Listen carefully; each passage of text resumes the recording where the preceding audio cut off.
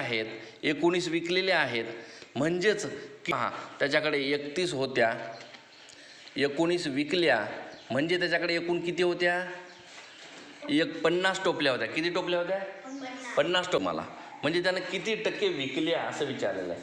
आता विकल्या किती त्यानं बरं? 50 पैकी 19 विकल्या म्हणजे किती टक्के विकल्या? तर बघा बरं, असं करा, 50 टोपल्यांपैकी विकल्या किती? 19 विकल्या. म्हणजेच टक्केवारी काढायची आहे तुम्हाला. म्हणजे 100ला किती? 50 पैकी 19 तर 100ला किती असं त्याचं काढूया.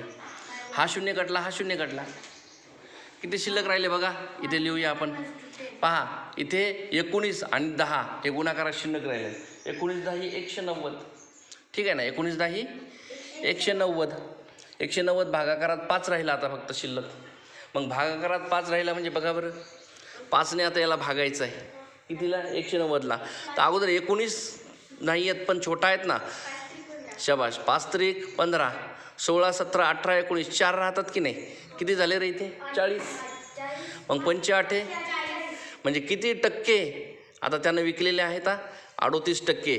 हे त्याचं उत्तर मिळालं तुम्हाला. किती टक्के विकल्या? 38%. 19 विकल्या, 50 पैकी 19 टोपल्या विकल्या म्हणजे किती टक्के विकल्या? 38% विकल्या. चला, उत्तर मिळालं.